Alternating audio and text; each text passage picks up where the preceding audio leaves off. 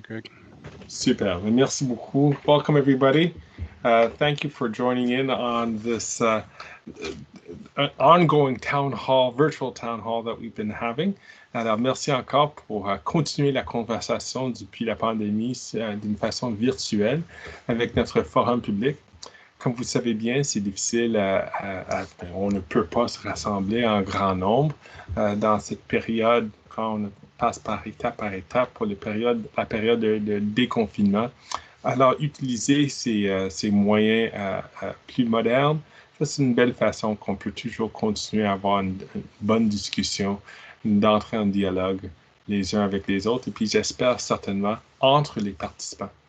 So this is really a great way during the pandemic, where we cannot gather in large numbers, but to continue the conversation, the dialogue that we started through these town hall forums. So it's really great that we're able to get together to talk about this, and it's always an experiment. This is not our first town hall forum that we've done virtually, but this is the first one that we've been using this new software. Microsoft Teams. So I hope it's up to hope it's up to everybody's expectation. I hope you have a good user experience. Alors j'espère que ce nouveau logiciel, c'est la première fois qu'on utilise Microsoft Teams. J'espère que vous allez trouver ça utile.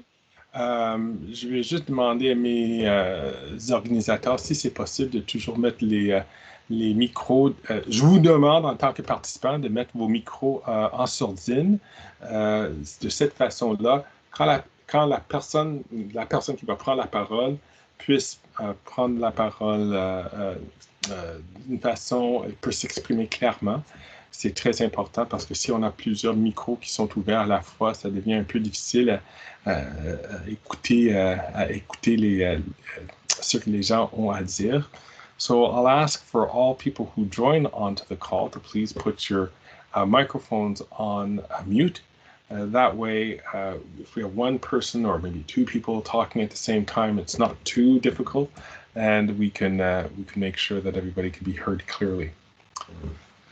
Alors, je vois que il y a une personne qui attend à joindre. Est-ce que c'est moi qui... OK, moi, j'espère que M. Giasson vient de joindre la conversation. Alors, je l'ai permis à entrer. So I hope that, as people come in, we're going to be adding them to the list. So today's topic is, of course, is on the question of COVID-19. Alors, notre sujet aujourd'hui, c'est que ça se limite à la question de la COVID-19. Et c'est une façon qu'on puisse parler des mesures, où est-ce qu'on est rendu, où est-ce qu'on s'en va, parler peut-être de quelques-uns de vos préoccupations. So we're going to be talking about where we've been, what measures are in place, where we're going. How are you feeling about this? So we can have that kind of a conversation. We hope that this meeting will finish in about an hour, but we'd be happy to continue to going on just a little bit longer if everybody is in agreement to do so. Before we move to your questions, I'd like to just give you a bit of if I could, give you a bit of a run-through as to a small presentation to talk about where we are in COVID-19. Alors, pour vous donner juste un petit avant-goût avant qu'on qu'on entre en dialogue, j'aimerais vous faire une présentation où est-ce qu'on se trouve maintenant avec la COVID-19. Alors, je vais aller à la prochaine diapositive. Est-ce que tout le monde peut voir, je devrais dire, s'il y a une personne qui ne peut pas voir le diapositive, si vous pouvez juste me signaler ou cliquer sur la main qui est au fond, juste tout près du bas de l'écran, si vous ne pouvez pas voir ce qu'on a ici. Alors, quand on regarde ce qui se passe au Canada, d'une façon, j'ai des bonnes nouvelles et des mauvaises nouvelles. Les mauvaises nouvelles, c'est qu'on a jusqu'à, et puis c'est daté il y a 2 jours, Euh, on a presque 110 000 personnes qui ont été reconnues de porter le virus Corona-19. Et dans les derniers 24 heures, on a eu 330 personnes qui se sont infectées. Et aussi, parmi les personnes qui sont infectées depuis un bout de temps, on a eu 9 nouveaux décès à l'intérieur de la dernière 24 heures, datés du 18 juillet. Et pour le total des personnes qui ont malheureusement ont décédé à cause de la COVID-19, on a eu plus de 8 800 personnes canadiennes à travers le Canada qui est mort à cause de la COVID. So I have some good news, bad news. Let's start off with the bad news, and then I'll move on to the good news. So the bad news is that we've had almost 110,000 Canadians, and this is dated of 2 days ago, who have come down with coronavirus. In the 24 hours preceding the date that we created this slide on the 18th, there were 330 Canadians who come down with or new cases of coronavirus. We've had, I think we might have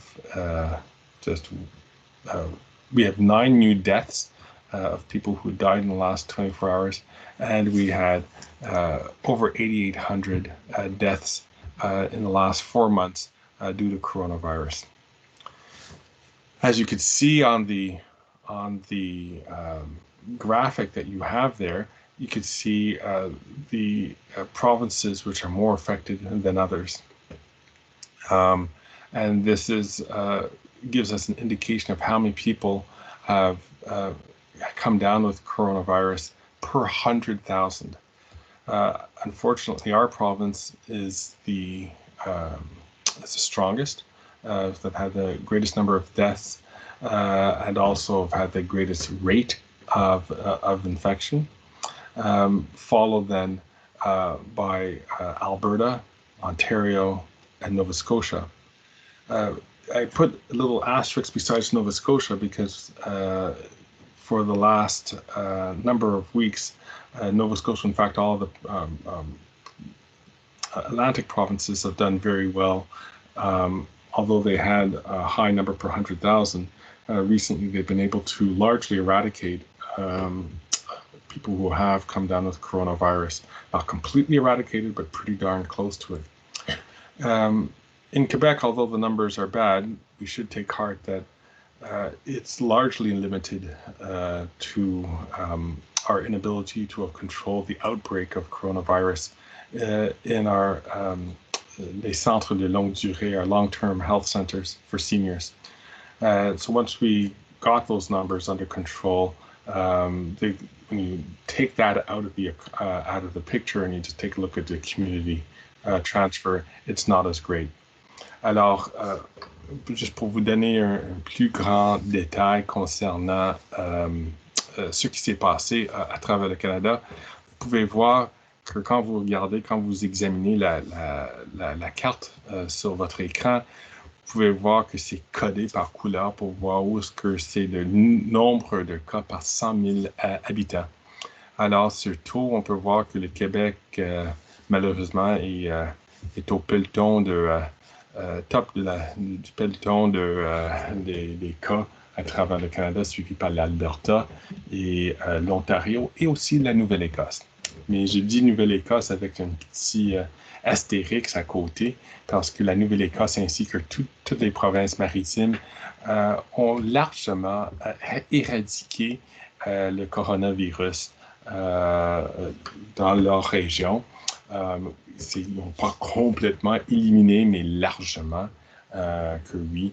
Et puis, le nombre de nouveaux cas dans chacune des provinces maritimes est très, très, très minime.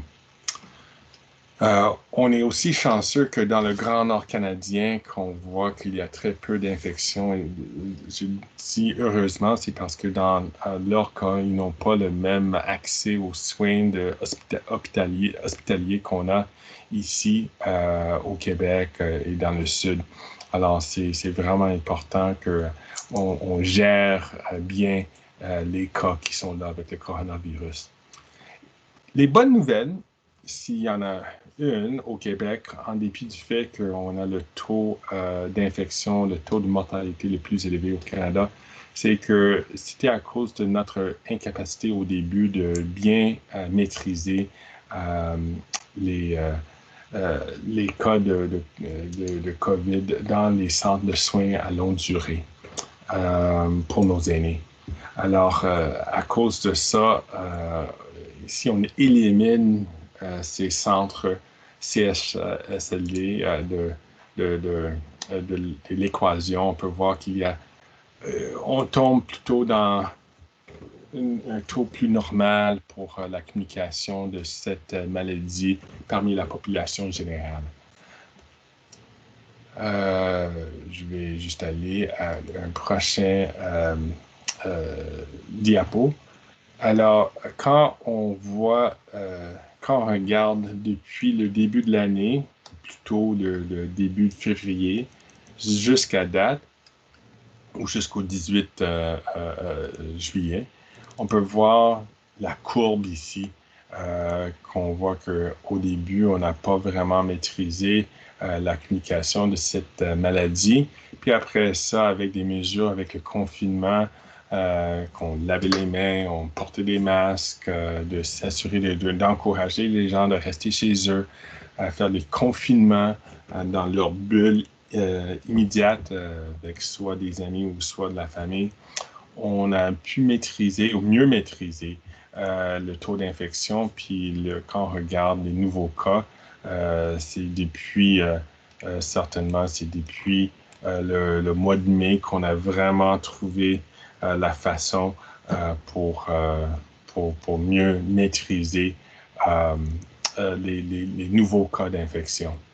So, as you can see for the situation in Canada, and you take a look at that curve, you can see how that curve has, oops, I'm sorry, Véronique, I think we've moved away from, we're seeing something else on the screen as opposed to the diapositive. I don't know if Véronique is there, or we're seeing your emails as opposed to where we were before in the PowerPoint. Sorry, folks, this is some of the difficulties we have here. Hopefully we'll be able to work this out in a second. Sorry, I'm confused. What happened? I don't know, but you're sharing your screen. You're sharing your screen and not how? the, yeah. I'm not sure how I did that. Wait, give me a second. C'est le petit carré avec la flèche à côté du le bouton de sourdine. Wait, here we go. Better? No?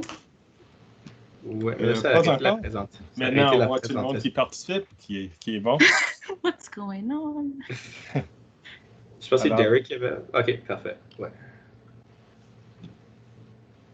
Bon, merci Derek. Ça, c'est, avant que j'arrive là, je vais juste terminer. Vous pouvez voir, si vous voyez vers la fin, à la droite de l'écran, if you go more to the right of the screen, you could see that although the curve has come down, we're seeing a slight increase, and that would be more apparent if we had yesterday and today's number, or the day before and yesterday's numbers in there as well. We're seeing a slight increase, again, in the number of new cases that are reported in Canada. Alors, on voit qu'il y a une légère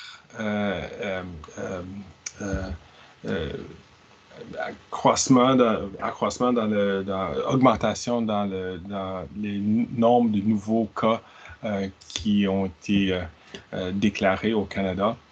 Et ça, c'est parce que à travers le pays maintenant, de plus en plus, on passe à notre période de déconfinement, notre étape de déconfinement.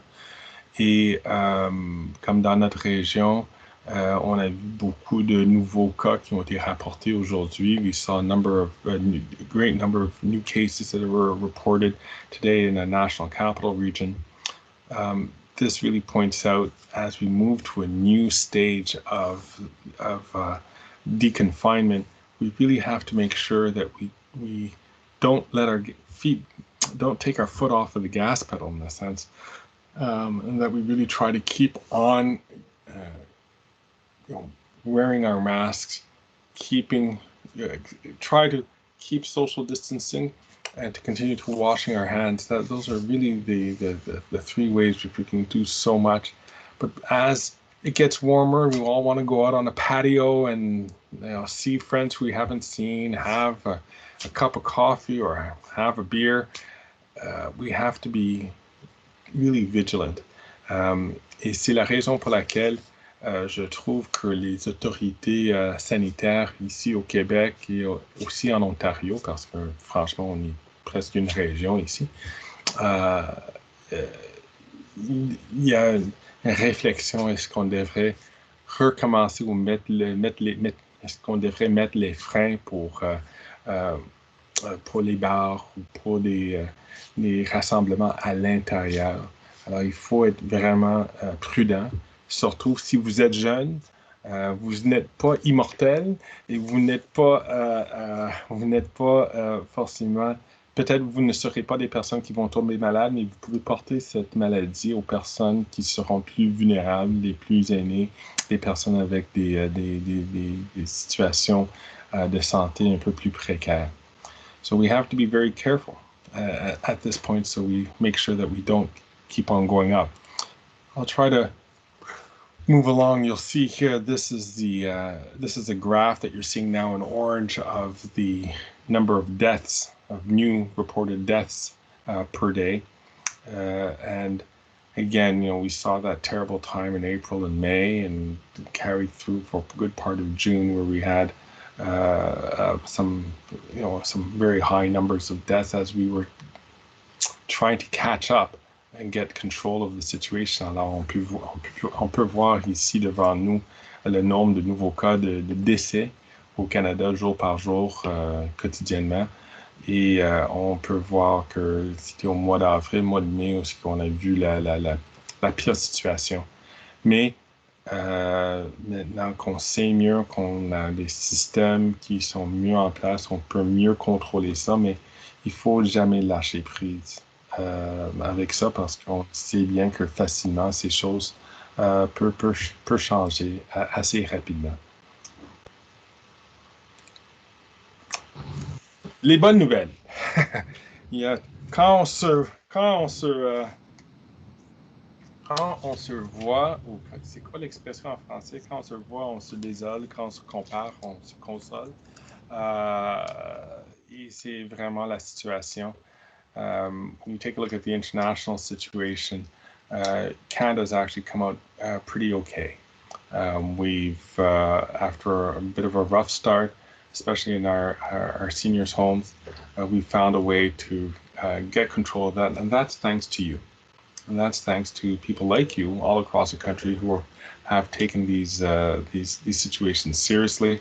And I think for the most part, there's a large consensus that we should be following the advice of our health authorities. Alors, c'est grâce à vous quand on voit la situation à l'international, on peut dire que le Canada a pas mal bien sorti de cette pétrin de la COVID. Et c'est important qu'on développe maintenant les habitudes saines, sanitaires, pour s'assurer qu'on peut, s'il va y avoir une deuxième vague à l'automne, s'il va y avoir une deuxième vague quand les jours seront beaucoup plus courts, les temps vont faire plus froid, quand on doit être plus à l'intérieur, mais si on développe les habitudes maintenant, on peut mieux gérer, puis on n'aura pas besoin franchement, de mettre les freins sur l'économie comme on avait fait au printemps. So it's really important for us to develop these habits now, so that when we get to the fall, when the days are shorter, when it's colder and we're going to be more inside, when the flu season really starts and we're caught more on the inside, that if we develop the good habits now, we won't have to go through what we did in the spring in terms of confining ourselves or in terms of really shutting down the economy. Vous pouvez voir de cette carte, on a un problème, il y a un problème qui existe avec nos voisins au sud. You can see that there's a real problem with our cousins to the south of us, our American friends, where there has been a real pushback against some of the public health measures. And as you can see what the results are, they have a very high level of infection relative to ours, about 30 times, all proportions maintained, about 30 times higher than what we have in Canada. So it's for that reason that you're seeing the border between Canada and the United States shut down for non-essential travel.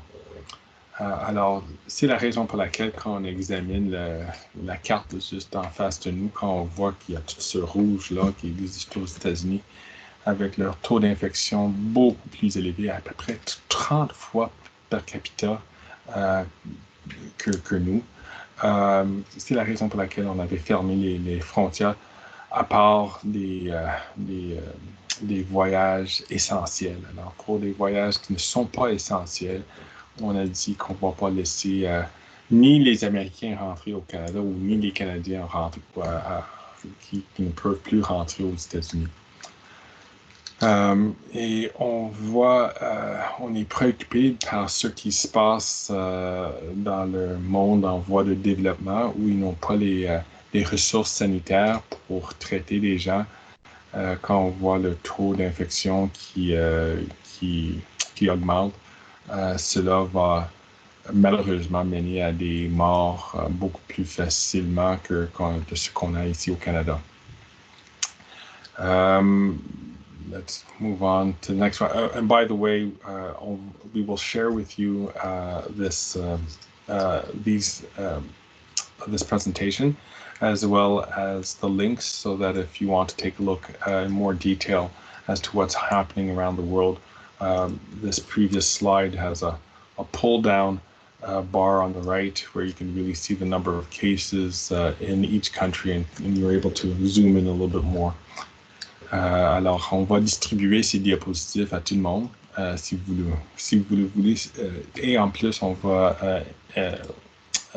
ajouter les hyperliens où vous pouvez accéder à cette carte pour voir plus en détail de ce qui se passe dans les pays du monde. So, we are still trying to figure out how this disease is spread. We don't have all the information on it. It's usually these things, we have years to deal with it. Dans une pandémie globale qu'on a ici, excusez-moi, c'est différent. Et on veut agir rapidement pour prévenir ou pour éviter d'avoir beaucoup de fatalité qui va être associée. Alors, quand on voit qu'est-ce qu'on peut faire pour prévenir la COVID-19, on sait bien que c'est une maladie respiratoire. On est pas mal certain que ça passe par des gouttelettes respiratoires. Alors, quand on parle ou chante ou tousse ou éternue, ça propage des gouttelettes, puis ça mène à une infection à d'autres personnes. On sait bien que si vous passez rapidement avec devant quelqu'un qui est infecté, probablement vous ne serez pas infecté, sauf que si vous avez un contact direct avec la personne ou si vous passez beaucoup de temps. La définition de beaucoup de temps, c'est à 15 minutes. Il y a beaucoup comme vous pouvez voir, on peut avoir ça par contact avec des surfaces infectées aussi. Et souvent, apparemment c'est vrai, on touche notre visage plusieurs milliers de fois par jour. Incroyable, mais je dois vous dire, je vous lance un défi. Ne touchez pas à votre visage tout au long de ce forum public. Je vous jure, c'est presque impossible à le faire. Quelqu'un va toujours mettre leur main sur leur visage, juste pour n'importe quelle raison. Vous allez voir que moi, je vais faire ça durant ce temps. Avec une barbe maintenant, je veux toujours toucher mon manteau. Alors, c'est difficile à faire ça. Alors, ce que vous pouvez faire, comme tout le monde sait, porter un masque en public. Et c'est maintenant obligatoire au Québec. Quand on rentre dans un magasin ou dans un transport en public, il faut porter un masque. Le masque ne va pas forcément vous protéger, mais ça va protéger les autres personnes de vous. Alors, c'est important à voir que ne vous donnez pas l'impression d'avoir la fausse impression que si vous portez un masque, vous êtes maintenant très peu probable que vous allez recevoir ou vous allez respirer les gouttelettes. C'est pas le cas. C'est qu'on peut éliminer le nombre de gouttelettes qu'on va respirer, qu'on va générer plutôt. Et de cette façon-là, on protège les autres personnes. Encore une fois, c'est important d'éviter des endroits achalandés. C'est important de laver vos mains, de garder la distanciation sociale, de nettoyer des endroits qui sont fréquemment touchés par d'autres personnes. Et si vous croyez que vous êtes malade, isolez-vous, s'il vous plaît. Et deuxièmement, contacter les autorités sanitaires, Santé Québec, pour décrire vos symptômes et puis peut-être pour chercher, de passer un examen pour voir si vous êtes infecté ou non. So to prevent COVID, as I said at the front end, we're coming to a pretty good understanding of how it's spread, but you know what happens? It's a respiratory disease. It's spread by, as the Prime Minister once said, speaking moistly. But it's respiratory droplets that are generated when we cough or when we sneeze. You need to have some prolonged personal contact with the person if you don't touch them. So we define that as being 15 minutes, or if you actually directly touch somebody. Hands, shaking hands or touching them in some way. And that's the reason why after you touch them, quite often we touch our faces. I just did it now. I shouldn't have done that. But we touch our face thousands of times a day with our hands. It's amazing. And I challenge anybody on this call, on this public forum, not to touch your face during this time. And how you can stop the spread? Well, we know it. Wear a mask. Wash your hands, keep social distancing, use hand sanitizer, and try to avoid crowded places if at all possible. And if you do find that you're coming down with some symptoms, you're not certain if it's a cold or if it's COVID, please isolate yourself first. Be safe than sorry. Contact the health authorities and they'll let you know what to do. Or you can go get yourself tested. We do allow open testing that's happening in Quebec at any time. I have not had COVID-19, but I do know people who have, and they've told me that it's just terrible. It's not just a flu. It's not just a bad flu. It really takes the mickey out of you. And it can last for a very long period of time. In fact, there are some studies which are trying to figure out what are the long-term effects of getting COVID. The best thing that we could say is to try to avoid it altogether. Alors, quels sont les symptômes de la COVID? Bien, souvent, on entend dans les médias sociaux que les gens disent que c'est juste c'est la grippe, c'est pas plus grave que ça. Je vous assure, moi, j'ai pas eu la COVID-19, mais je connais des personnes qui l'ont eu. Et puis, je peux vous dire que ceux qui m'ont décrit, là, c'est terrible. Ce n'est pas juste une grippe, c'est quelque chose de beaucoup plus grave. Avec fièvre, avec des frissons, la fatigue, puis la fatigue continue pour des semaines. Et c'est quelque chose, effectivement, ce que vous voulez faire, c'est d'éviter d'avoir la COVID-19. Prenez toutes les mesures possibles, raisonnables, pour vous protéger et protéger vos siens.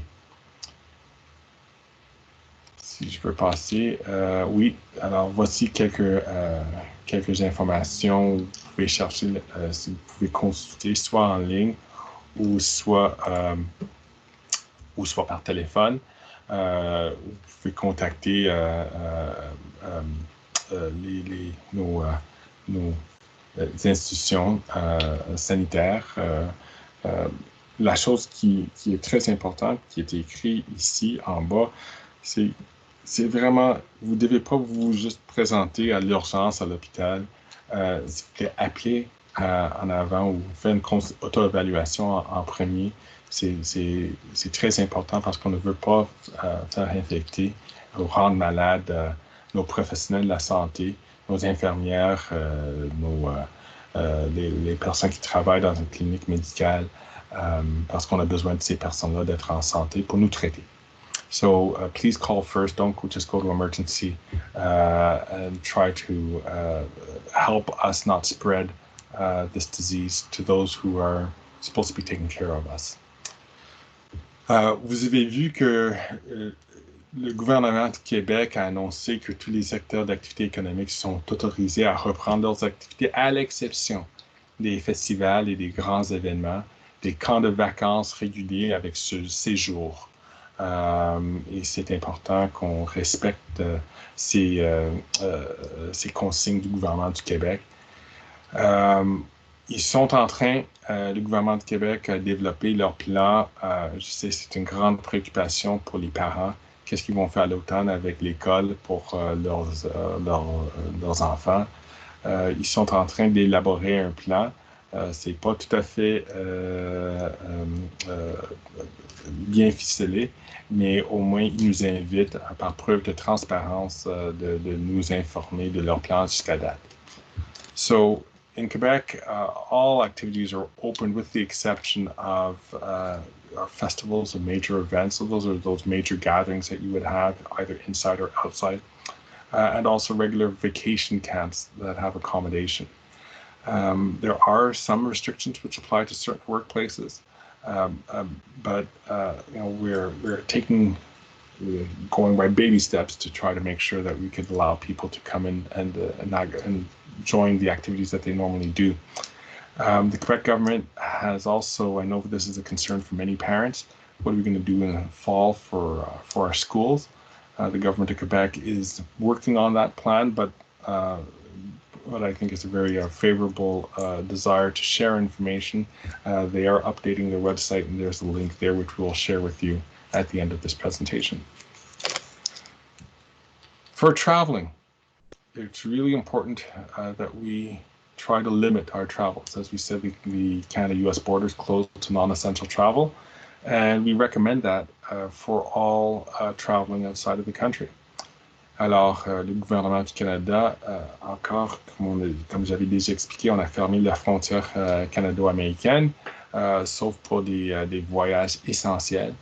Et c'est le même conseil qu'on offre aux Canadiens s'ils veulent aller à l'extérieur de l'Amérique du Nord. Vraiment, limitez-vous à des déplacements qui sont essentiels. Si vous arriviez de l'extérieur du pays, il faut que vous vous confiniez pendant 14 jours. Et puis, même à l'intérieur du Canada, si vous vous déplacez entre certaines provinces, il faut que vous vous déplacez. Évidemment, le Québec et l'Ontario, on peut se déplacer facilement maintenant. Et vous vous rappelez qu'au mois de mai, ce n'était pas le cas. On a encore encouragé les gens juste pour faire des déplacements essentiels entre les deux rives. So, when you go to other provinces, you have to appreciate that some of them will allow you to self-isolate, especially like the Atlantic provinces. And there's some details here, which is quite important. as you know, between Quebec and Ontario, we can move freely through the provinces, but let's not forget, just a couple of months ago, we did put limitations on people for crossing the river. So we're hoping that if we can control the infection rates, if we don't allow them to get out of control, then we'll be able to continue doing that going in the future. Comme vous savez, plusieurs d'entre vous ont profité de soutien aux travailleurs avec la prestation d'urgence, prestation canadienne d'urgence. C'était vraiment important pour dépanner les gens qui ont trouvé sans emploi à cause du fait qu'on avait fermé des magasins, fermé nos activités normales. Et ça, c'est un soutien de revenus jusqu'à 2000 $. Ben, c'est 2000 $ par mois. Pendant 4 mois. On vient juste prolonger ça presque à la fin de l'année. Excuse-moi, à l'automne, puis on va voir si on va le prolonger encore une fois, dépendamment de la situation économique. Il y a d'autres affaires qu'on peut recevoir, mais voici les détails. Je sais bien que juste ce matin, j'avais parlé avec un chauffeur de taxi qui m'a dit comment c'était vraiment important pour lui parce qu'il a vu son chiffre d'affaires descendre presque zéro au mois d'avril, mois de mai, mois de juin. Ça reprend un petit peu maintenant, mais quand même, ce n'est pas comme s'il était auparavant. Il était vraiment reconnaissant envers l'APCU, comment ça fait une vraie différence. Ça lui a permis de maintenir sa résidence, de maintenir, de mettre du pain sur la table chez lui. So, support for workers, I think many of you might be familiar with the CERB, which allows us to provide $2,000 per month to people who have lost their jobs as a result of COVID or lost a significant part of their income as a result. You can receive it for up to 4 months. It's a very simple way to apply. We've created a brand new program, and if there are any public servants on the line, I'd like to thank them very much for the work that they did for really inventing a major income support program on the fly from home so that Canadians can survive this well. CERB will be continued into the fall. We also have other programs which goes on to the end of the year, which we just passed, and that is our help for businesses. We just allowed for the Canada Emergency Wage Subsidy. That's a second bullet, where we cover up to 75% of a worker's salary, up to a maximum.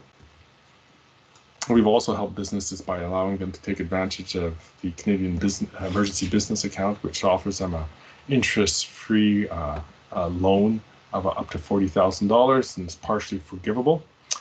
Alors, on a de l'aide aux entreprises, comme j'ai mentionné au début, la subvention salariale, c'est le deuxième item ici sur le tableau, qui couvre 3/4 du salaire d'un employé. Ça, c'est très, très utile et ça va être un outil terriblement important pour la relance économique. Et aussi pour les entreprises qui ont besoin, on offre des prêts sans intérêt pouvant atteindre 40 000 $. Et une partie de ça, jusqu'à 10 000 $, peut être radiée à la fin. Alors, de cette façon-là, on peut aider, donner un coup de main à nos entrepreneurs jusqu'à un moment que les activités économiques reprennent leur souffle. Écoutez, moi, je pense sincèrement que on est dans une situation, dans chaque crise, il y a toujours une belle opportunité.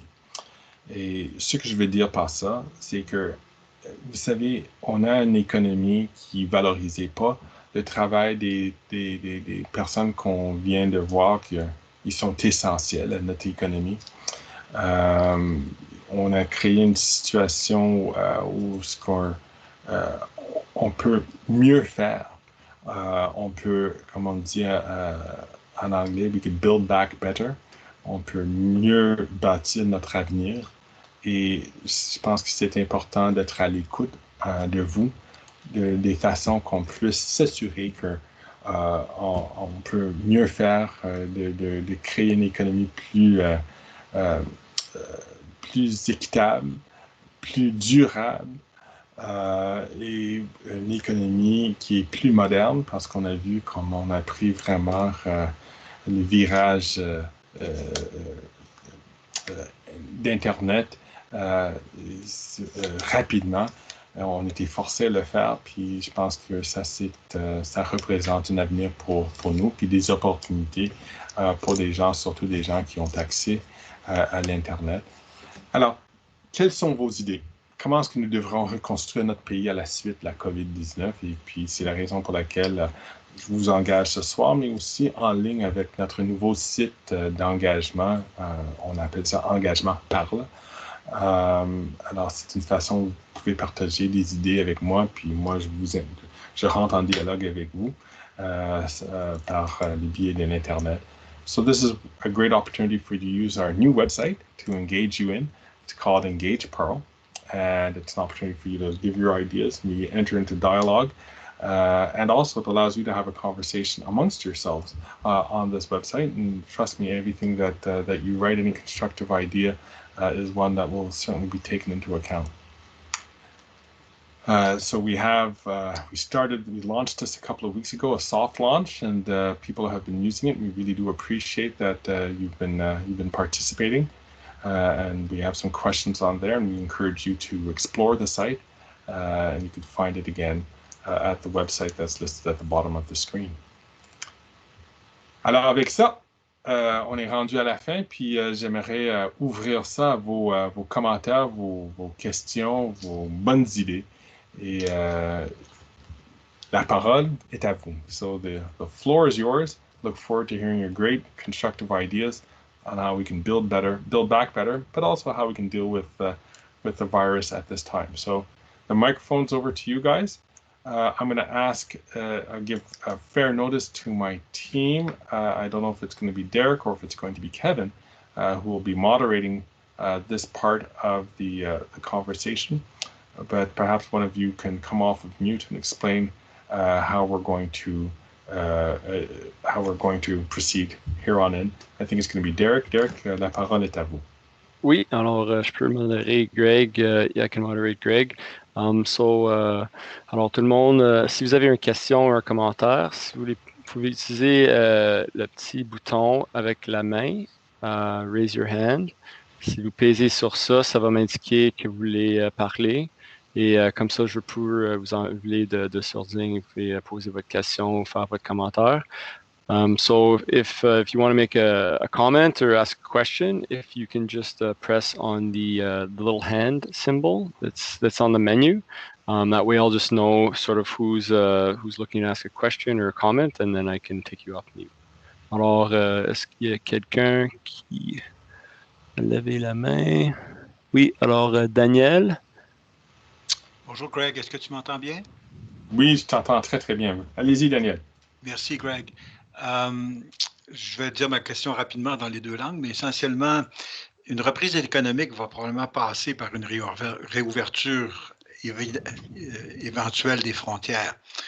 Puis, bien que je peux comprendre que des décisions sont à prendre et peut-être que tu es lié par des questions de confidentialité, ma question c'est, est-ce que le Canada envisage une ouverture des frontières asymétrique, c'est-à-dire que, par exemple, permettre, un petit peu comme l'Europe le fait, d'ouvrir ses frontières tranquillement à certains pays alors qu'à d'autres, ils resteraient fermés?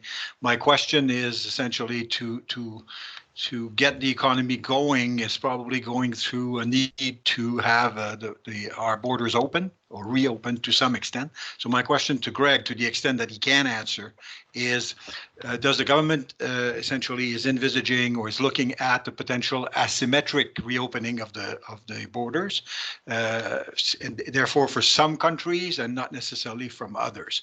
So thank you very much. Merci Daniel pour cette question. Thank you Daniel. Écoutez, je ne suis pas lié par des questions de confidentialité.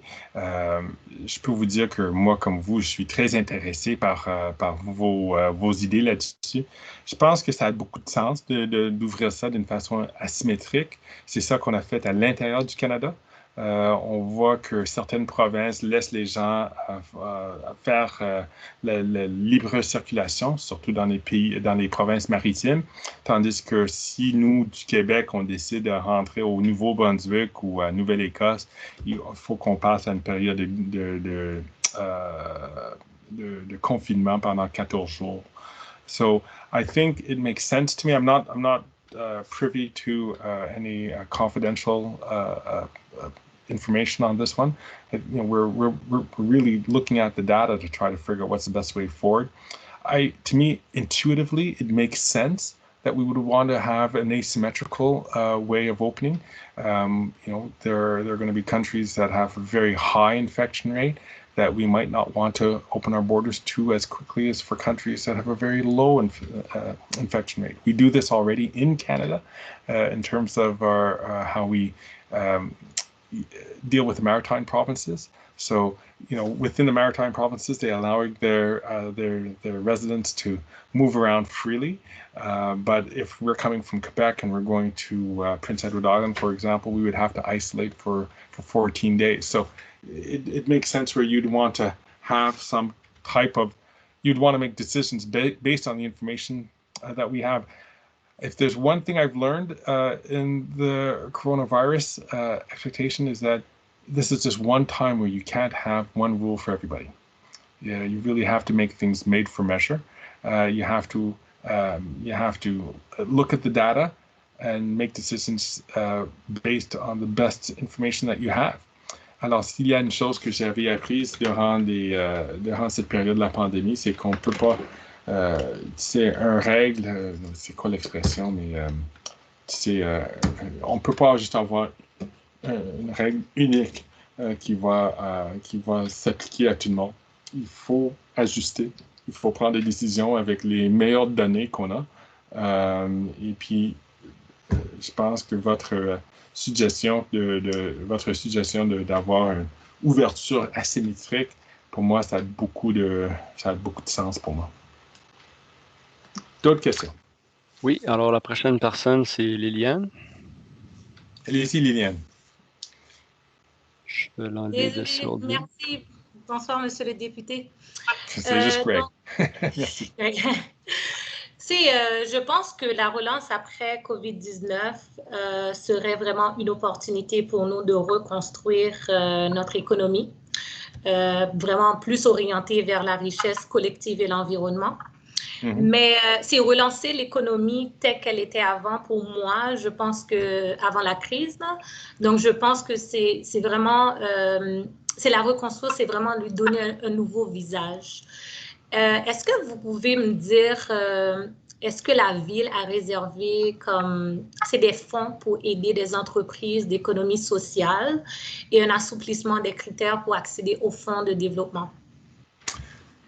So Liliane's question, just to give a quick translation, was saying that she really believes that this is an opportunity for us to build back better in a period of reconstruction and to try to make something that is more about a better distribution of wealth in our country and as well as making it more environmentally sustainable. And she asked a question as to whether or not the city has any funds which can help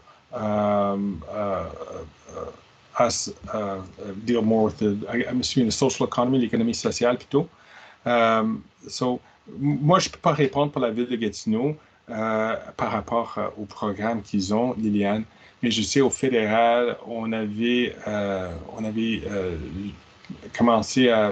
subventionné ou annoncé un programme où on peut venir en aide aux groupes communautaires.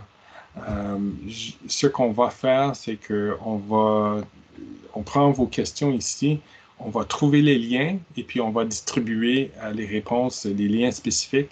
Mais il y a avec le ministère d'Emploi social, Emploi et Développement social, ils ont un fonds qu'on vient d'annoncer au mois de juin.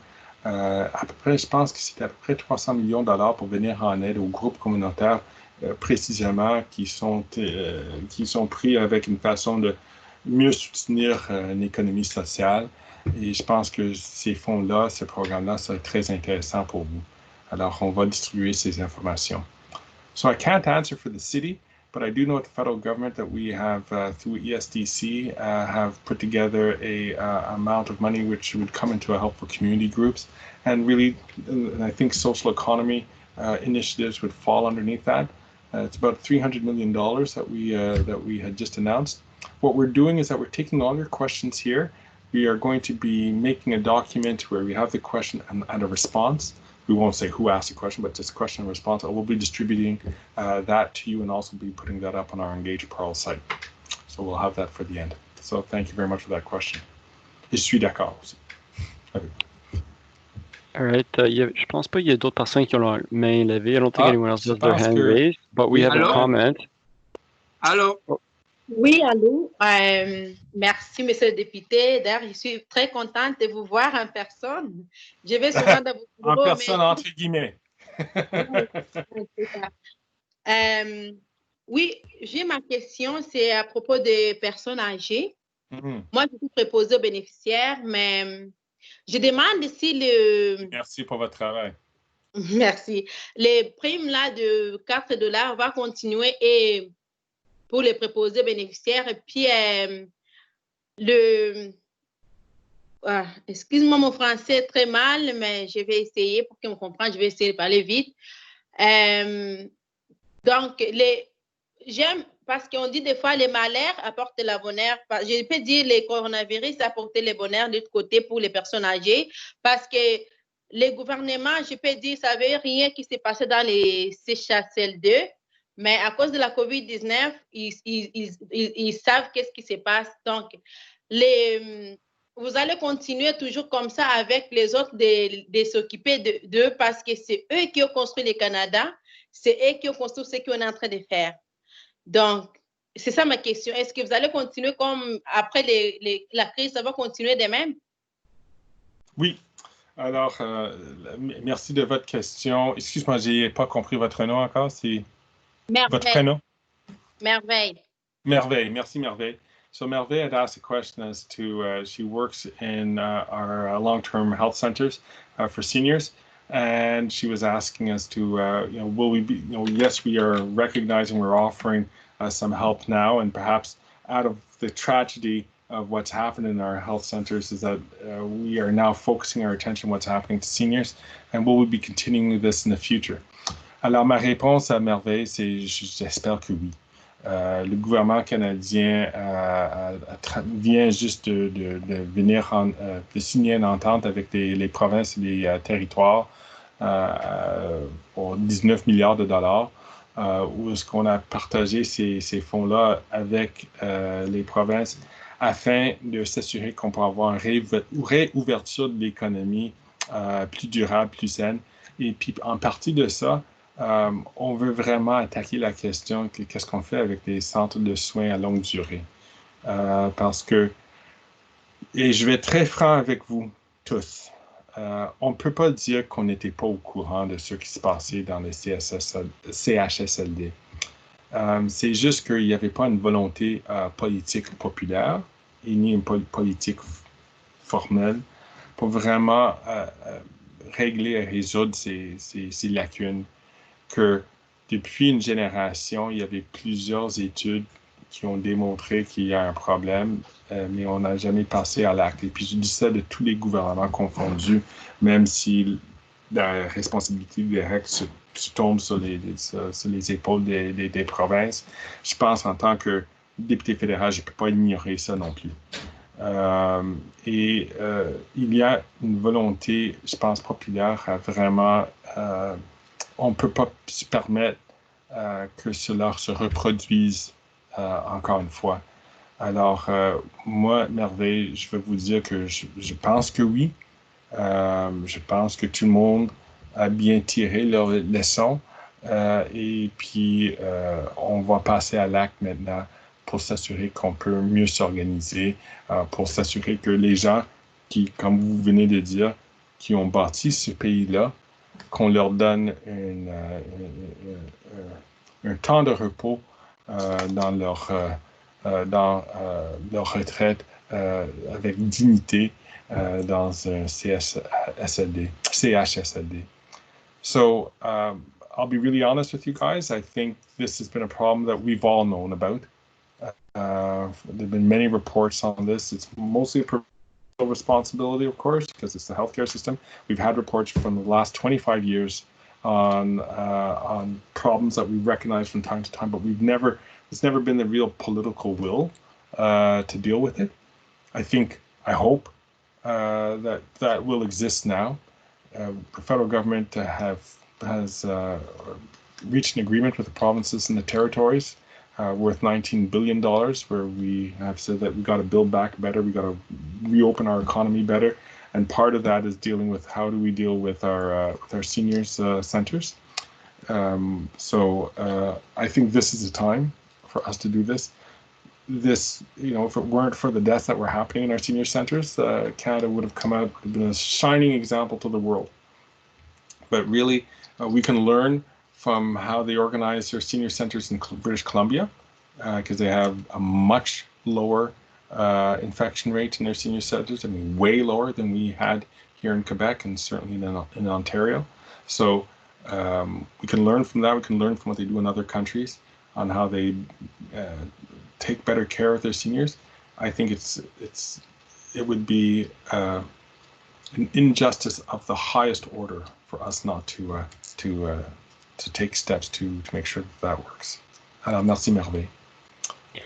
Oui, alors Greg, il y a un couple de personnes qui ont des questions, mais en premier, Nati avait fait un commentaire dans le chat aussi.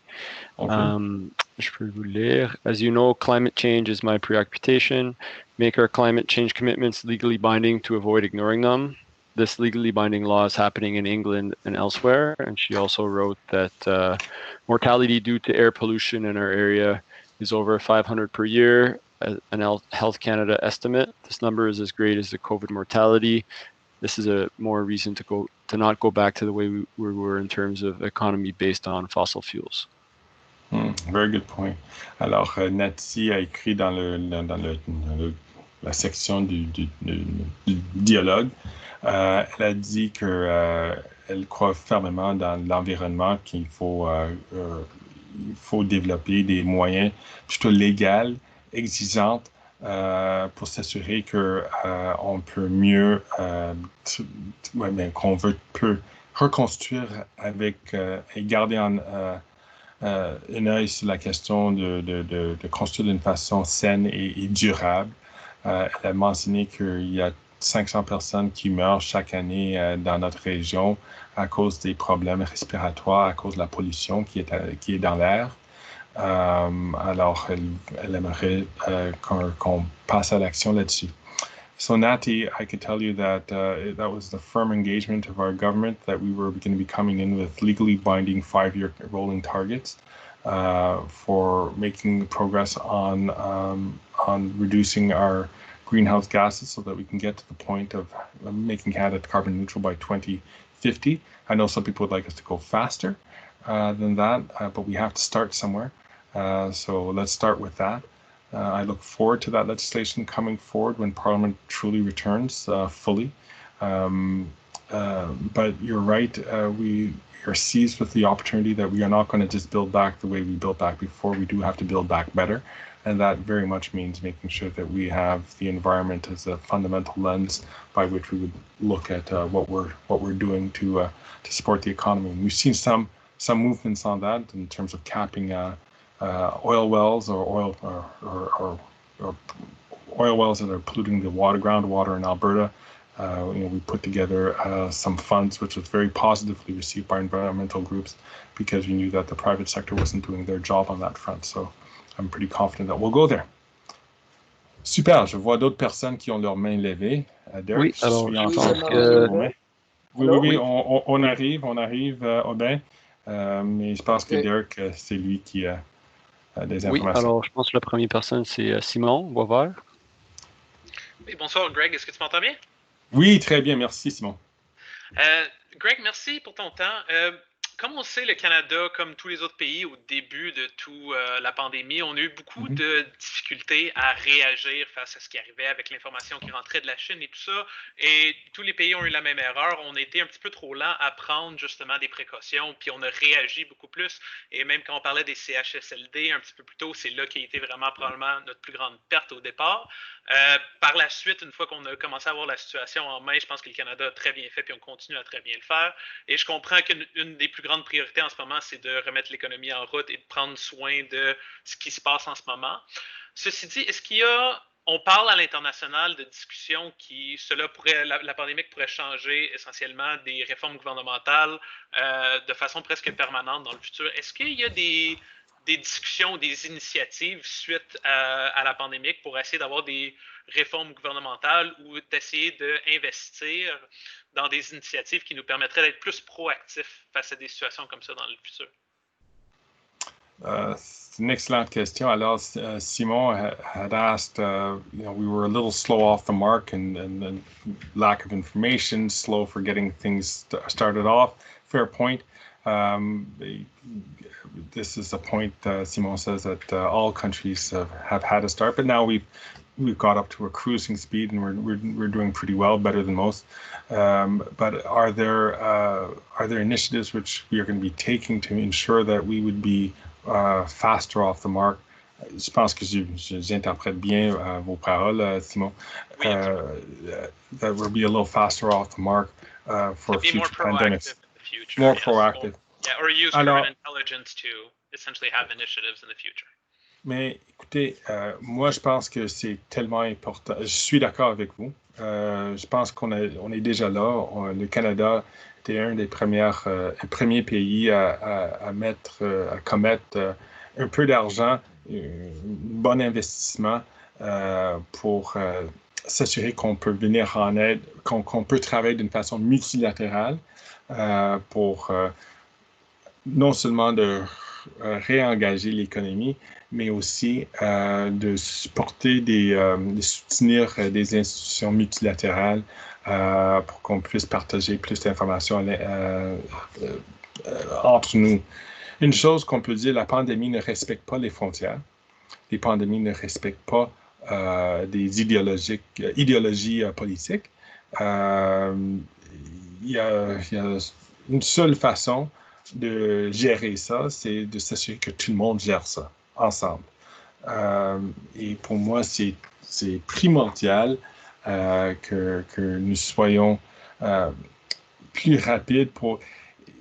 Écoutez, les pandémies n'arrivent pas tous les jours. Espérons que ça ne va pas revenir, cela ne va pas reproduire, mais il faut qu'on se prépare.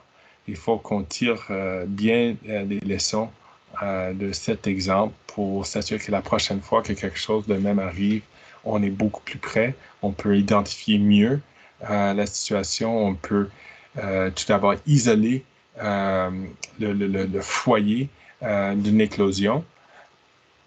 On peut travailler ensemble, pas juste laisser le pays qui est victime de cette éclosion composer avec le problème à eux seuls, qu'on soit là pour leur aider, pour travailler avec eux. Pour moi, ça c'est vraiment, ça reflète l'importance de la coopération internationale. So I really truly believe that best way for us to do that is to support multilateral institutions, to develop shared practices, because it is in the common interest of everyone to deal with these issues. We can't,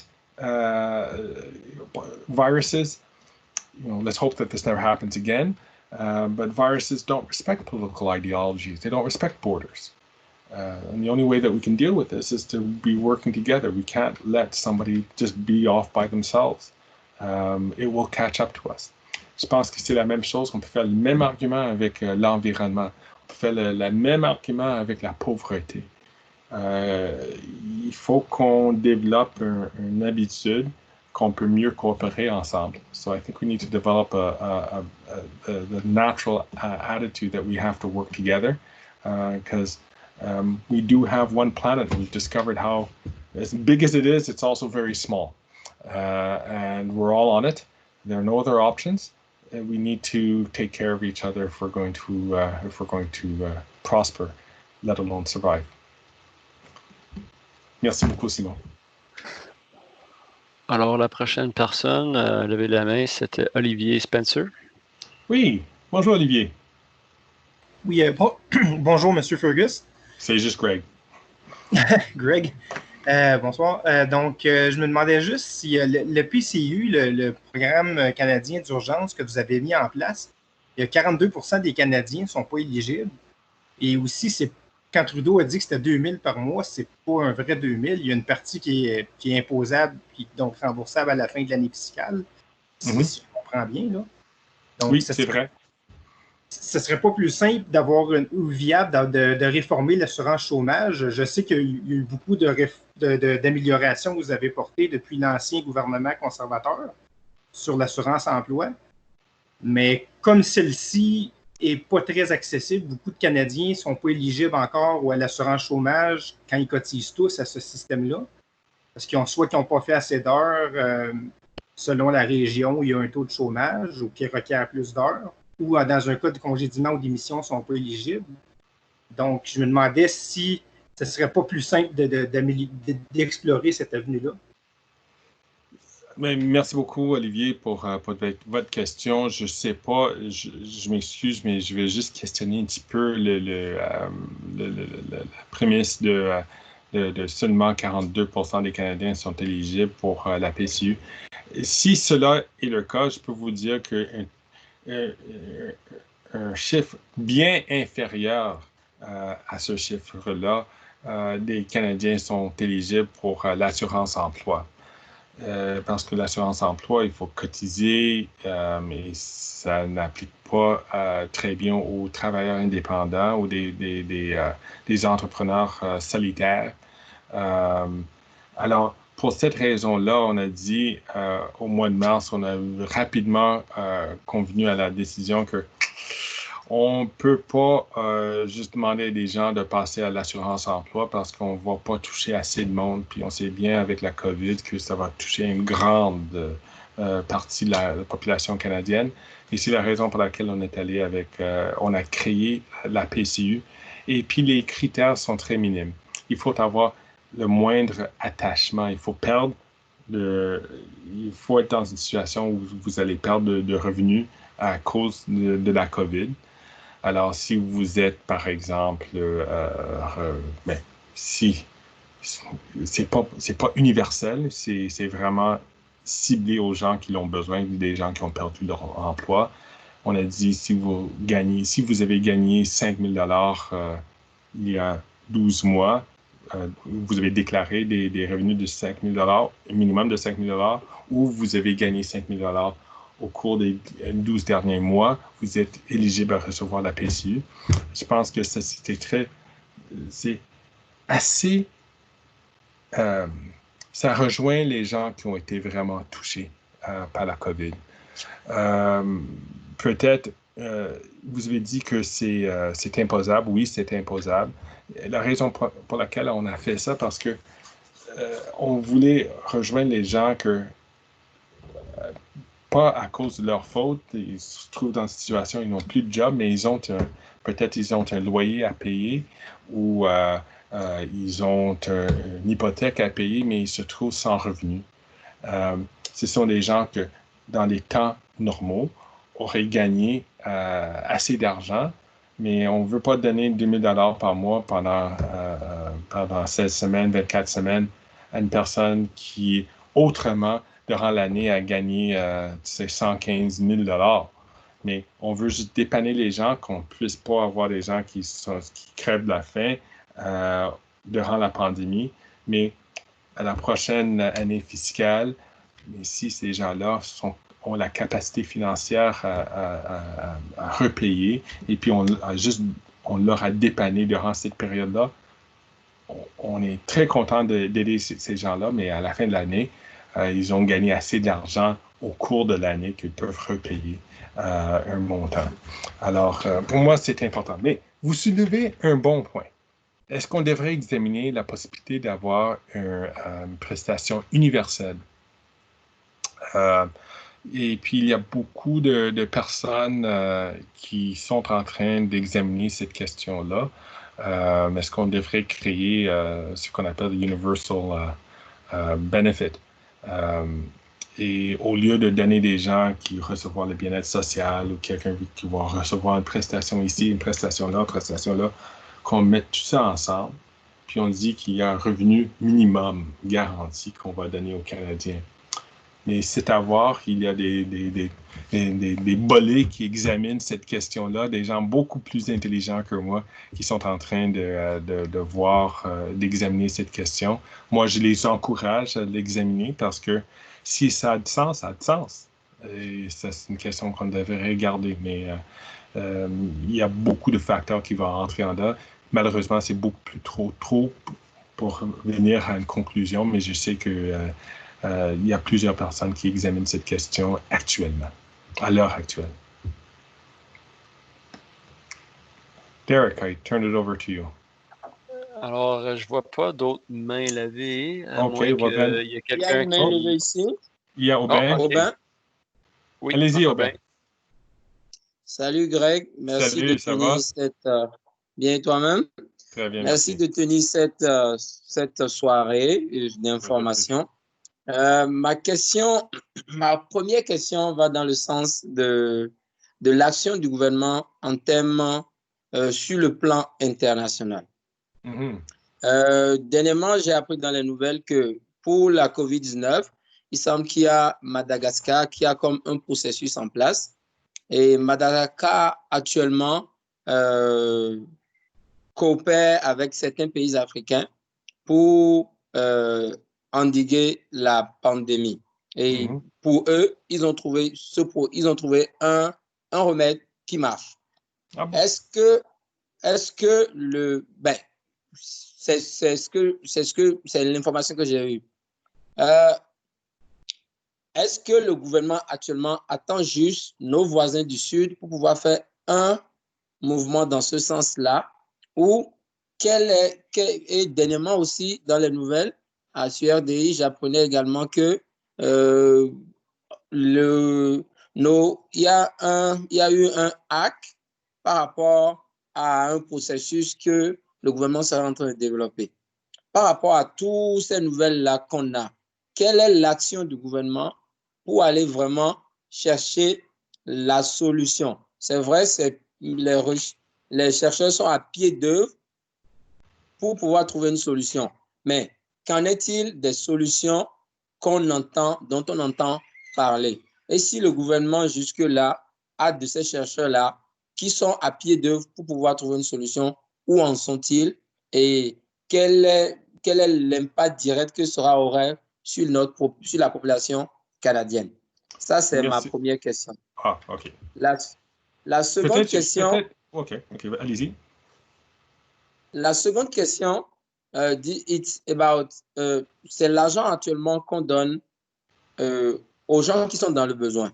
Et cela est vraiment louable de la part du gouvernement. Mais l'opposition dira que le gouvernement donne tout cet argent pour pouvoir obtenir des votes de plus, ici et ça. Maintenant, dans tout ce brouillard-là, à un certain moment, il va falloir que les Canadiens payent tout l'argent qu'on est en train de leur donner, d'une manière ou d'une autre. Est-ce que cela veut dire que dans les prochaines années, il y aura des augmentations de taxes, des augmentations de ci et de ça? À quoi doit-on s'attendre après la relance de l'économie? Quelles sont les deux questions? Merci. Deux excellentes questions. Je vais juste traduire ça rapidement. First question was, what are we doing internationally? And there are some stories, a particular story about Madagascar figured out a way to very much to come up with a solution against this virus. And what are we doing to encourage, I'm assuming, a vaccine? And second question is in regards to income support. This is costing a lot of money. What should we expect in the future and how to pay for it? Alors, Pour la première question, je ne suis pas au courant de ce qui se passe en Madagascar par rapport à un vaccin ou soit un traitement médical pour endiguer la propagation de la pandémie, de cette maladie. Je peux vous assurer d'une chose.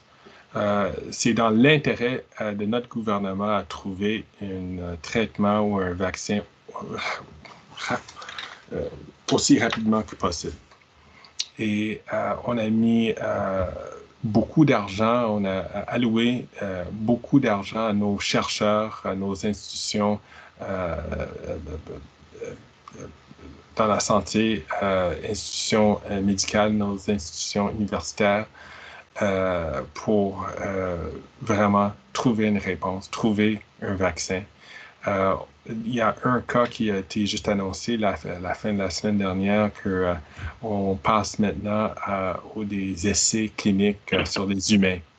Alors, il y a au Canada une piste prometteuse. Mais tous les pays font ça et on fait partie d'une coalition aussi internationale pour partager de l'information, pour trouver un vaccin aussi rapidement que possible. Et c'est la différence. Je pense que cette fois-ci, les gens sont prêts vraiment à travailler en concert, ou plusieurs pays sont prêts à travailler en concert pour trouver un vaccin. Je vais juste demander à Olivier ou Derek, peux-tu mettre Olivier Spencer en sourdine, s'il vous plaît? Merci. Alors, Aubin, ce qu'on est en train de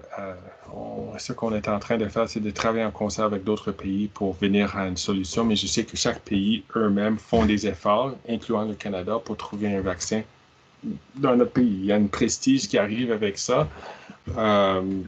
Et puis aussi, il pourrait avoir un intérêt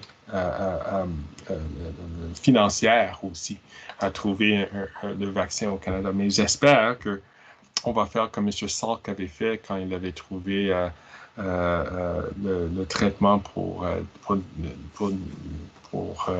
éradiquer ou pour traiter le polio, qu'on va faire ça.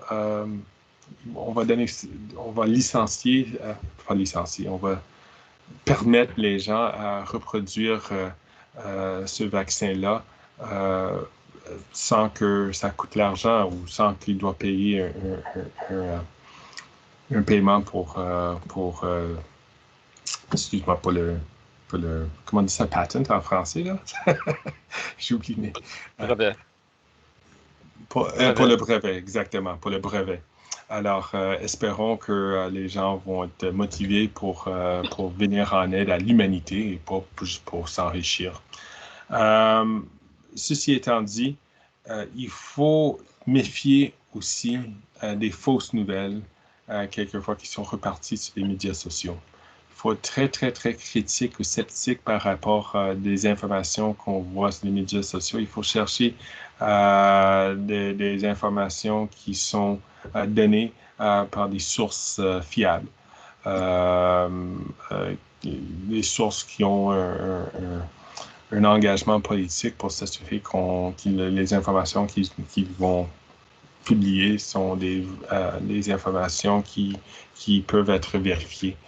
De cette façon-là, et je vous invite à aller sur le site canadien canada.ca/coronavirus, le-coronavirus en français. In English, it would be canada.ca/coronavirus. Là, on peut trouver toutes les informations qui sont là, puis je peux vous assurer que les informations qui sont publiées sur le site du gouvernement canadien sont fiables, sont vérifiables, et qu'on n'a pas publié des choses qui sont pas soutenues par des données probantes. Pour votre deuxième question, je m'excuse. Oh yes, c'est concernant comment est-ce qu'on va payer pour tout ça. Bonne question. Je ne peux pas vous dire que dans l'avenir moyen terme ou à long terme, que peut-être on va payer un peu plus pour des impôts. je peux vous dire qu'on n'a aucun plan à l'heure actuelle, à court terme ou à moyen terme, à augmenter des impôts. Et je pense qu'avec les taux d'intérêt aussi bas qui existent maintenant, le taux directeur, c'était 1/4%. Ça, c'est le meilleur temps. Ça, c'est le meilleur temps pour emprunter de l'argent comme gouvernement pour soutenir nos citoyens. Parce que nous, le gouvernement, on va s'endetter d'une façon massivement, mais notre capacité à repayer est beaucoup plus facile que la vôtre, que la capacité des Canadiens, des particuliers canadiens. Quand vous empruntez l'argent, vous payez pas mal de l'intérêt, soit sur votre carte de crédit ou soit sur votre ligne de prêt de votre institution financière ou votre hypothèque ou quoi qu'il en soit.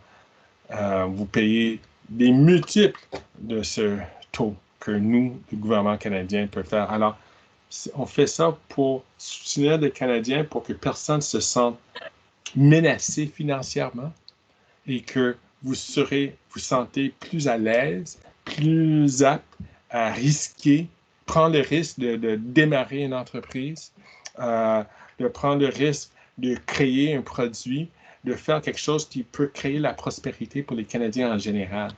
Alors, avec ça, je pense que c'est juste la conjoncture maintenant que c'était quelque chose qu'on était capable de faire. Si les taux d'intérêt, c'était comme ils étaient vers les fins des années, ou au début des années 90, quand j'ai acheté ma première maison, quand c'était à 8, 9, 10% d'intérêt, hey! Là, la réponse du gouvernement aurait été quelque chose de complètement différent. Mais maintenant que les taux d'intérêt sont aussi bas et tous les économistes s'entendent que ça va rester bas pour un bon bout de temps, on avait la capacité d'emprunter cet argent-là et puis de le repayer sans trop de pénalités.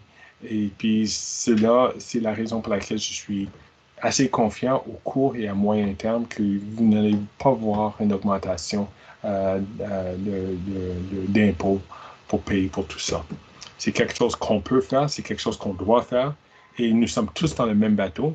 Il n'y a pas un pays qui est dans une meilleure posture qu'un autre. Tout le monde est dans le même bateau avec la pandémie.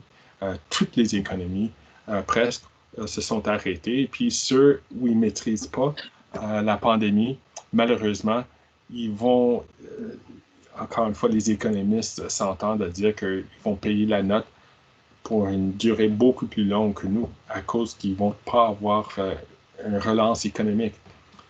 On ne peut pas avoir une relance économique si les gens ont peur de sortir de leur maison pour acheter un produit. Alors, en maîtrisant la pandémie, on peut reprendre notre souffle économique plus facilement.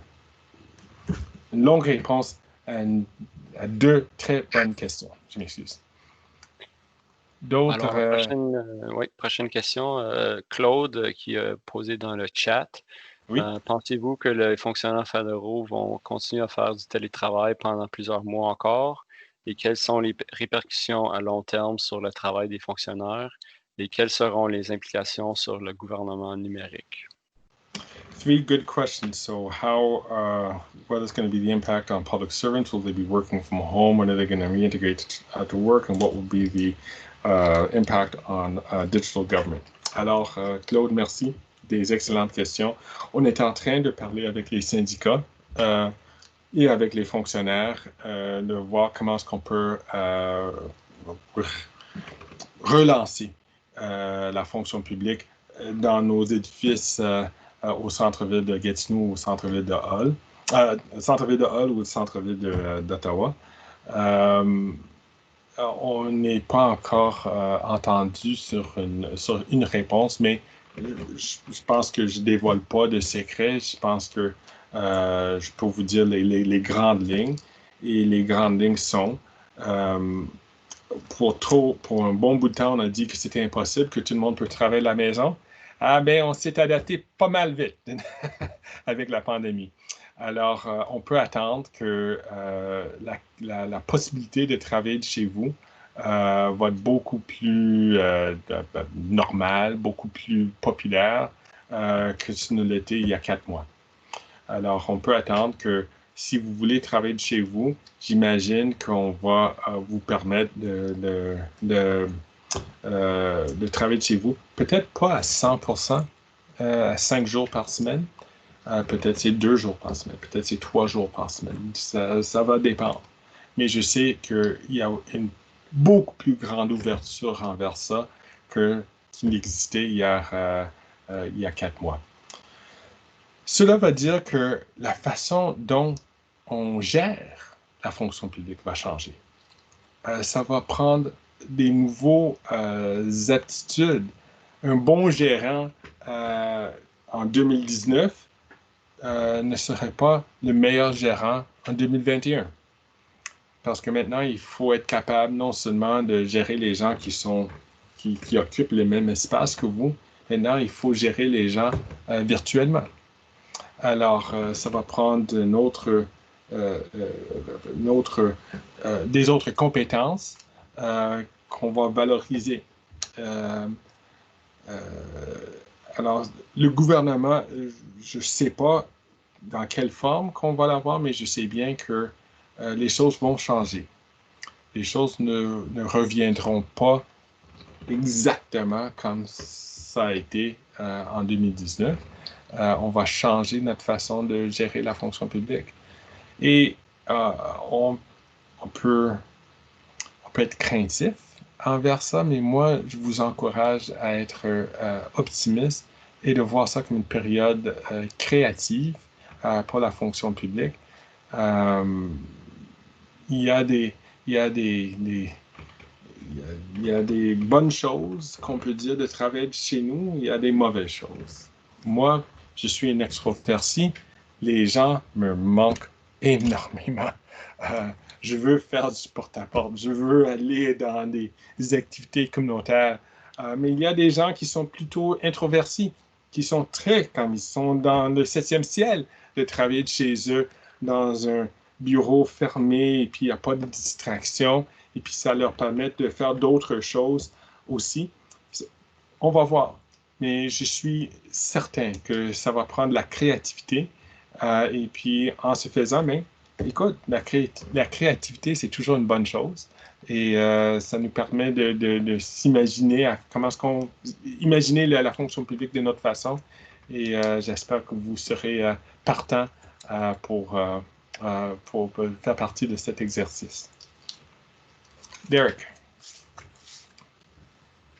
Je vois pas d'autres personnes avec les mains levées, mais si peut-être vous avez de la misère à lever vos mains, vous pouvez juste vous enlever de sourdine et parler maintenant. I don't see anybody else with their hands raised, but if you're having trouble raising your hands, you can just maybe ask your question now.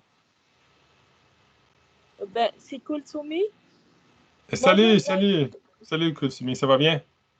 Ça va. Moi, j'aimerais juste d'abord apporter une clarification par le monsieur qui posait la question pour Madagascar. Oui. Je pense qu'ils ont anticipé très tôt, mais ce n'est pas une vérité parce qu'il y a quelques semaines, il y a eu des sénateurs, des proches du président même qui sont morts de la COVID. Donc, si jamais il y avait eu un vaccin, je pense que le gouvernement aurait pris le vaccin depuis qu'ils ont commencé à l'annoncer. Ce n'était pas quand même une vraie information, vérité, même s'ils l'ont célébré quand même. Maintenant, ma question, c'est par rapport comme aux appuis internationaux. Je sais que le Premier ministre, au début, parlait qu'on n'allait pas oublier les pays en voie de développement ou encore les femmes sur la scène internationale. Mais est-ce que nous avons les moyens? Est-ce que les programmes continuent toujours? Parce que si je prends l'exemple de la sous-région de l'Afrique de l'Ouest, on voit l'enjeu politique du Mali. On sait que ça va être la même chose avec la Guinée, la Côte d'Ivoire, avec la mort du Premier ministre. Donc, les jeunes filles seront plus exposées parce qu'il y aura la pauvreté, il n'existe pas d'aide comme ici. Les filles seront plus exposées à être données par des mariages forcés parce qu'on sait souvent c'est ce que les parents font pour éviter la charge économique de la fille. ou encore pendant les vacances. Présentement, c'est les vacances, il n'y a pas d'école encore, il n'y a pas de programme de relance. Donc, l'excision, les enjeux sont là que les jeunes filles courent. Est-ce que les programmes d'aide existent toujours ou est-ce que nous avons encore les moyens d'aider d'autres pays? Mais merci beaucoup, Koutimi, pour votre question. Puis pour vous assurer que oui, les programmes existent toujours dans la mesure que c'est possible de mettre ça en œuvre, dépendamment du pays et de leur situation, s'ils sont en voie de confinement ou s'ils sont en voie de déconfinement. Je peux vous dire aussi que la ministre Karina Gould, notre ministre des Relations Développement international, elle vient d'annoncer au début du mois de juin 300 millions de dollars d'extra ou d'avantages qu'on a mis dans nos efforts internationaux pour le développement international.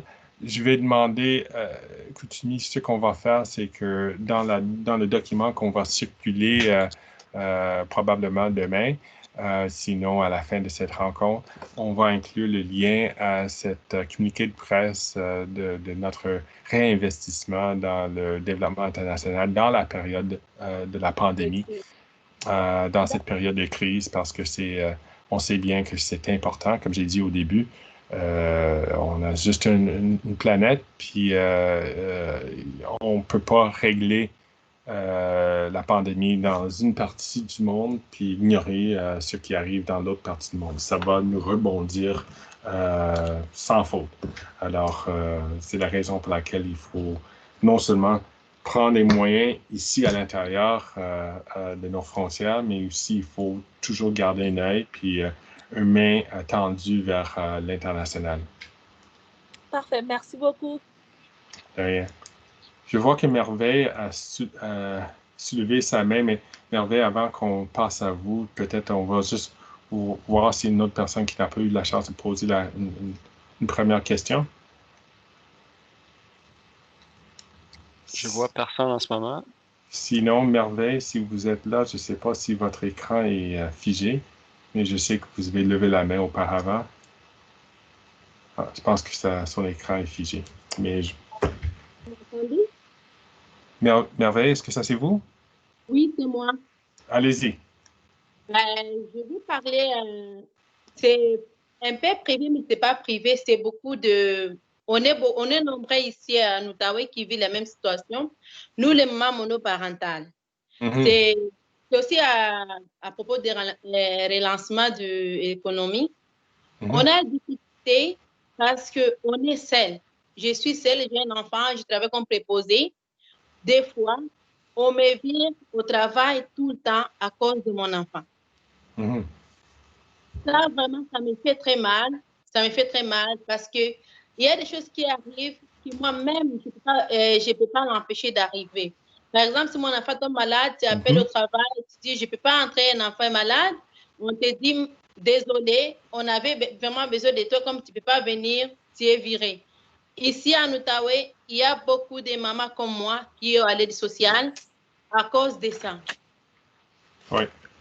Alors, ce qu'on a, comme je dis, une chose qu'on avait fait au fédéral, c'est qu'avec cette entente avec les provinces, et puis dans le cas du Québec, je pense qu'on s'est entendu sur la question de donner 6 jours d'avantage, 6 jours de congé à cause de la COVID ou des complications dérivées de la COVID, pour venir en aide aux personnes juste comme vous, qui sont dans une situation où vous avez besoin de prendre une journée parce que vous êtes mère célibataire, vos enfants sont malades ou quelque chose arrive, et vous devez vous absenter du travail parce que sinon, et ça c'était la justification de nos actions. On a dit, écoutez, on ne veut pas que les gens se présentent au travail quand ils sont malades parce qu'ils sont forcés à se présenter au travail à cause du fait qu'ils doivent payer leur loyer à la fin du mois.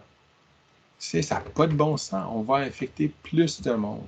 On va retarder notre réouverture de notre société, de notre économie. Alors, c'est la raison pour laquelle on a mis de l'argent, qu'on travaille avec les provinces. On a dit, écoutez, on est prêt à financer ça pour donner la capacité des Canadiens d'avoir 6 autres jours de congé de maladie par année. Alors, allez-y. Oui, pour ça, comme moi, alors je me suis dit, je suis fatiguée de travailler pour quelqu'un parce que ça n'a pas de bon sens. Tout le temps, je suis virée à cause de mon enfant. C'est mon enfant, c'est ma vie, oui. Je dois travailler pour payer mon loyer. Imaginez-vous, la semaine dernière, j'étais obligée d'aller travailler avec un dent qui me fait mal. J'ai appelé mon employeur, j'ai dit, j'ai mal aux dents, je ne peux pas. Il m'a dit, viens juste seulement. Je travaille avec des barouettes tous les jours, ça m'a vraiment fait mal. Je me suis dit, même si je suis au Canada, il n'a pas le droit de faire ça. Mais comme il m'a dit, je vais être virée et trouver un emploi en Outaouais, ce n'est pas facile. Je te dis, j'ai fait l'année 2019 sans emploi. Partout là, tu envoies tes CV à cause des... Donc, les horaires des employés, avec nous, les mois monoparentales, ça ne marche pas. Ils te demandent d'entrer à 7 heures juste et finir 15 heures. Tous les garderies ouvrent à 7 heures. Quel temps je vais laisser un enfant à la garderie à 7 heures juste et pour me rendre au travail, prendre l'autobus pour arriver à 7 heures juste? Ça ne marchera pas toujours.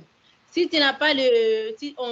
des fois, on te dit, OK, il faut être disponible pour le travail, même le soir. Tu dis, je ne peux pas le soir parce que j'ai un enfant. On te dit, OK, on a besoin de quelqu'un qui sera là pour tout le temps, tu vois. C'est ça, on vit vraiment. Aussi, tu vois, beaucoup de mamans sont à l'aide sociale. Ce n'est pas qu'on aime être à l'aide sociale. On n'aime pas ça. Parce que c'est rien l'aide sociale. Mais c'est juste, donc le travail ici avec nous, ça ne marchait pas. Donc, moi, je voulais... OK. Non, allez-y. Vous voulez? Oui. S'il y a moyen, comme on est au moins un groupe de 10 mamans, on voulait juste faire une entreprise comme d'entretien ménager parce que c'est là, nous-mêmes, on sera les boss. Par exemple, on va dire à 8 heures, on va aller travailler dans les maisons, des choses comme ça. Mais qui va nous donner les coups de main? Parce qu'on ne sait pas où commencer, où aller pour demander d'aide pour faire des petites entreprises comme ça. Écoutez, il y a quelques... je vais vous inviter... on va partager quelques liens pour que tout le monde puisse avoir accès à ces liens-là. Mais il y a plusieurs regroupements dans l'Outaouais. On est choyé d'avoir plusieurs regroupements qui tentent d'organiser les gens pour créer des entreprises collectives. On a eu une question au début sur l'économie sociale. Ça fait exactement partie dans cette lignée de pensée. Alors, Merveille, ce que je vais vous inviter à faire, c'est examiner les liens qu'on va distribuer. Et si vous n'êtes pas satisfait, je vais vous demander d'appeler Véronique dans mon bureau. Et on va tenter de trouver quelque chose plus sur mesure pour vous pour répondre à votre situation particulière. D'accord, merci beaucoup, M. Bray. Et je n'ai rien pas. Non. Je suis contente de vous voir. Au revoir. C'est pareillement, c'est moi, c'est un plaisir de vous voir. Écoutez, tout le monde, je sais qu'on a dépassé notre temps, mais il fait 21h13. J'apprécie énormément de votre participation ce soir. Je vous encourage, je pense qu'on a tous vos courriels. On va vous distribuer des informations, les questions, puis des liens ou soit de l'information qui répondent à vos questions que vous avez soulevées ce soir. On va partager ça avec vous. Et si vous avez aussi des réponses plus complètes que moi, partagez ces informations avec moi ou mon bureau. Puis aussi, je vais inclure ça sur notre site Engage Parle pour qu'on puisse profiter des connaissances de tout le monde ici. Alors, merci encore de votre participation ce soir. J'espère que c'était à votre goût. Je vous invite à venir participer à notre discussion la semaine prochaine. Même heure, même jour, le 28 juillet. On va discuter la question qui est dans les airs de nos jours, la discrimination systémique. Qu'est-ce que c'est? Comment est-ce qu'on peut lutter contre ça? J'imagine qu'il va y avoir des gens qui vont même poser la question, est-ce que ça existe réellement? Puis on peut avoir une bonne discussion, toujours polie, mais je pense que ça va être toujours intéressante. Alors, je vous invite à participer la semaine prochaine. Invitez vos amis à participer. Moi, je trouve que peut-être dans ces forums publics, on n'a pas toutes les réponses, mais je sais une chose, en discutant des choses, en partageant nos connaissances, on peut venir à une meilleure façon, une meilleure compréhension de la situation et des pistes qui nous mènent à une solution. Alors, ça, c'est pour la semaine prochaine. So, for those, thank you very much.